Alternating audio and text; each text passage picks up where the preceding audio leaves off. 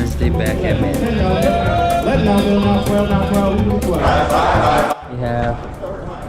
Today we have like around 30 cars on the list. A nice beater that might go cheap. Paint's a little rusted, car's a little rusted, but it's got low miles, so it's a good car.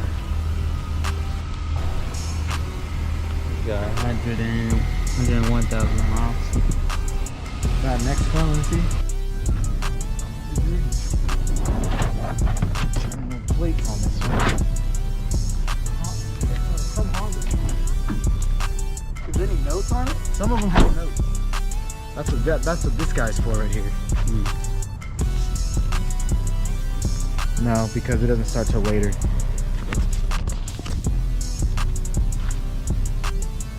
when the cars have no plates, you got to check the registration fee, and you check it on my calculation fees. So you gotta go on here, and you gotta get the VIN. So you just go on here and get registration. No. 74. Take a look at this, dude. Look at this. Look at this.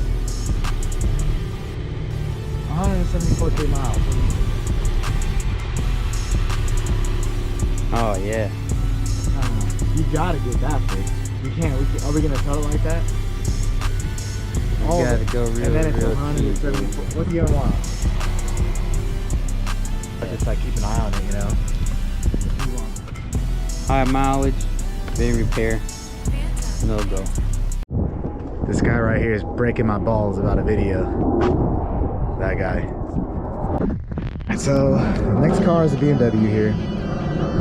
Pretty sure he already told you this is our list. There's that Beamer. Here it is. 2003 BMW. It's a 3 Series. Black. I know these will row. 165K miles. So they're right here is the car. This is a car you can sell on the street for a decent amount of money. Enough to make a profit. And I don't think too many people buy these too, especially when they have this kind of mileage on them. But people will buy these on the street. 3K, easy. 35, 4,000 if it's really good. So first you'll just go around the car. Just notice anything obvious, like this guy here. Pretty obvious, but that's not a big deal. We can kind of do something about that. Check the tags.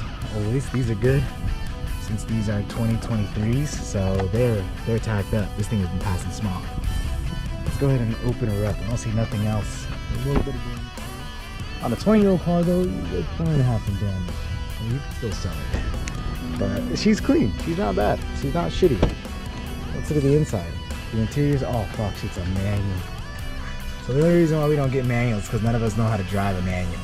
And I didn't realize this is a manual. I have no idea how to drive a manual. Let's see if we can try to figure out how to turn it on. I think it's in neutral, I think. Alright. Do you just turn it on normal?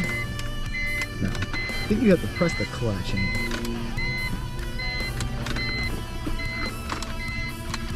you know what? I forgot. Maybe get in first gear. Nope.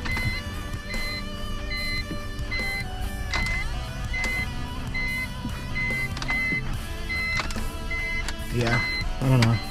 Your boy doesn't know how to put it in gear. He doesn't know. So we skip it since we don't know manuals. Okay. So this is a Chevy. What year is this, Leo? Oh, let me find. I got it. Oh, this is a Nissan. Is this the Nissan we were looking for? What's the last four? 9959. This is it. So this is a Nissan. It's a 2001 Nissan Maxima. So these are like what you'll get on the street for like, you know, 2,500 bucks, 3,000 bucks. Well, back before the market started jumping up 25. This one has, where the fuck is the miles? Can't figure out the miles, but we'll find out when we get in there. Something low. Now I'm noticing already, we're just taking a visual look first, especially on these bucket ones. You want to be more careful. There is some like rust. So, and I noticed from far away, On that other side there was rust. There's a dent here, which should probably just be popped out, but there's a dent there. It's fine to have dents on these though when they're 20 years old like this. Rust on the exhaust tip, you see that? So maybe it was somewhere where it rusted a lot. Still gotta kind of look at the history, but these things will sell like 25, 3K for sure. If they're at least good, 3K easy, and you can pick them up for 2,000 bucks. Everything to 2,500 bucks. Everything out the door, make a quick 500 bucks. Somebody will come buy it the next day for 3K. So let's turn her on. First thing to do is just turn her on. See how she sounds. See if there's any, she got a little bit of a roar right there. She sounded like it was a V6 or something. It might be. The AC's kicking on. So right there, 125K miles. This is something that I could sell easy for 3K. ABS lights on. So something in the braking system's going on. Those normally aren't too bad. I'm always down there. I'm always willing to risk taking those like that because I tend to be able to fix some stuff and I can just give it to the mechanic. So those tend not to be too bad as long as she's braking fine, which we have room here at Manheim to go forward and backwards. So that's the good thing about this car in this position. So we're just checking to see if everything works. First of all, AC, because it's getting hot right now in California. So AC is as cold as it's getting. Is there a max AC? Let's just see if it gets cold. It seems like it's getting colder. We'll see. It's not cold now. Radio, of course, it seemed like it worked, which it does. Which is good. Volume knob works. And this guy's perfect. See, this is an easy 25K car. No lights on the dash. Now, another thing you want to check, of course, is something as simple as windows. At least the important windows is the driver window. Just make sure that's rolling up and down. Your other windows, those are not too bad because we can fix those pretty easy. The ones behind us are working as well. They're going up and down. Now what's cool about this one is a sunroof, as old as it is. Let's see if the sunroof works. Because if it does, that's a plus, which goes up like that, comes down, and it opens all the way up, so that's a plus. And you don't find many, if you have a car with a sunroof that you're selling for 3K in that range, the 3K range, if you have a sunroof, they're going to be more willing to come to you over somebody else. 3K. You can make a lot of money selling this kind of cars. The books in here, that's all good. Everything's looking pretty good right now. I do a steering wheel lock to lock, which I can already tell it's the power steering is something's going on here. See, it's just barely. I'm putting muscle in this, and it's not, you know. But let's just keep on going here. The other way it's good. Let's try it back again this way. Maybe you just need to circulate a little bit, who knows, but something might be going on. We'll open the hood. Horn, because we gotta, you know, make sure there's safety going on in the cars we sell. Everything's working though so far up here in the front. The AC is kicked on a little bit. It's gotten a little cold, not extremely cold, but a little cold enough for it to not to be hella hot. Let's throw it in gear just to see if any crazy clunking is going on. I kind of just do that. If it's a loud clunk, you can know it's going to be the transmission, worst case scenario, or it's just going to be a mount. And then when you're shifting through the gears like this, I do it a couple times too, probably even a few times you want to be safe. So let's pop the hood and see what's going on.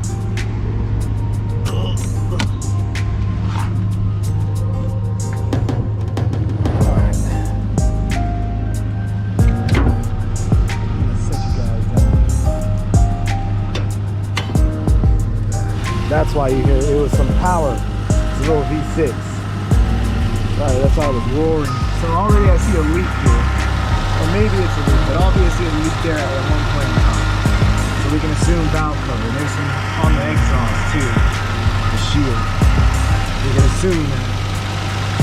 I'm not seeing anything else. She's purring. Sounding good. We got steering fluid in her. Looking good over here. Just taking a visual look here at everything. Make sure there's no loose hoses, you know, torn away stuff that just don't seem like they're right. I'm looking for smoking. I'm just looking for a variety of things. Any sort of leaks, stuff where it's not supposed to be. So I just do a little quick run, get all the oil going through there. I'm looking for all the dipsticks. Oil dipstick, I'm gonna check. Transmission dipstick, I'm gonna check. You don't get that opportunity every time, though. So let's start there. Let's turn it off now so we can check the oil. Check everything. I want to take the key. I want to take the key. V6 though, pretty cool. Some people want V6, especially even with the gas prices at what they're at. A rag. I normally carry a rag with me because I have to check these oils, but I lost the rag apparently. That kind of sucks. Okay, so let's check the oil. First, we're pulling it out. We're just taking a visual inspection here at the oil. We're looking for just a variety of things: metal, mush, contamination, anything. Raw bearing failure, you know, when it gets shiny, which this looks actually pretty good. The oil here, it's nice and yellow and golden, especially on these older cars. So it's not too bad, you know. It doesn't seem like it's too bad. Let's check under the cap. That's what we're gonna do next. See if we can get ourselves. I'll take a little sniff too. Just to make sure it smells like oil, you know. And I take a peek inside. I normally have a light that I see inside. Let's just see if I can see anything else. If I can't, cool. You know, just to give you more odds on choosing the right car. Check the fluid for the transmission stick. Okay. Checking the fluid here, and this is looking, we'll get it in the sun. Of course, get it in the sun. Just make sure it just looks like transmission fluid. Sometimes this stuff will look straight black. And that's when you could probably have, you know, you can either change or it's something's going on. But this looks good. This is looking good for the age of the car it is and the price you can set it at. This is not going to be a bad deal car. So we're going to fire her back up and continue to look her over. And we're going to let her just idle. See if she fires up just as good. Let's see. But when it comes to tags like that, that's just too expired. But so that's how you kind of want to look over things. And then go from there. But she's not bad. If the tags were good, this is a car I would get. I'll also check underneath to make sure there's a coil from the pin, from that pin, so there's nothing really. Just do a real quick check, mainly for the transmission pin, where you can. Just like this. It's not too bad. That's pretty much it.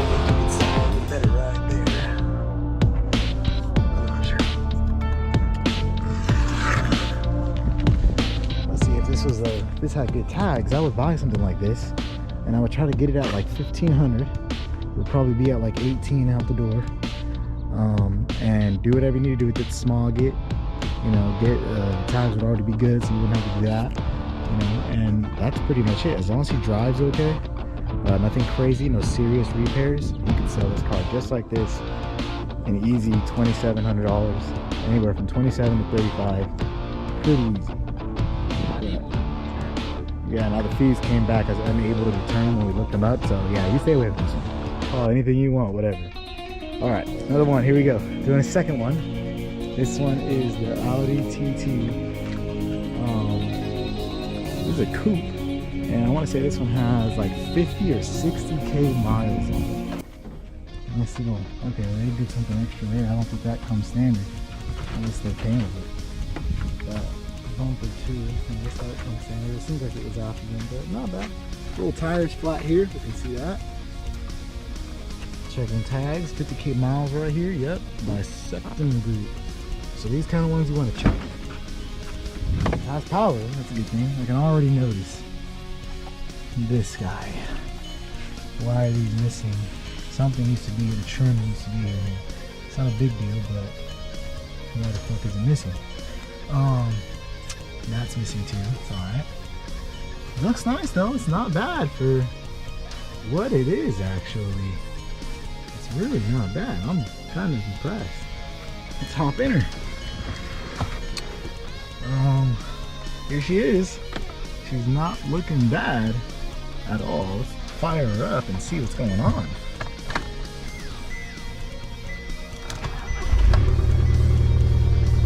Okay. She has a check engine light. If we had the scanner, we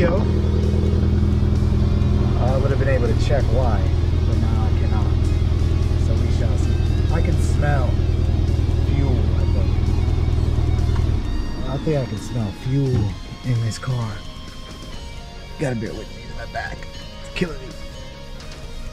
Where is the latch here? Give me 1 second to find this latch. I'm gonna have to get out. I can make this a little bit more open. Not putting these corners. Okay. Where is the latch? Here it is. Oh wait, no, that's not it. Where is the hood latch in these cars? So now we're having trouble finding the hood latch. Unless it was here, but it broke. I can see it being here and breaking. I can see it being here and breaking. Because there's a little cord here, so this thing was either broken or something. Maybe it stays open. Let's go look at the hood. Yeah, because that thing's broken. Guess they did it on purpose. Let's see if she pops. Oh no, she's not popping. Okay, we gotta put that away.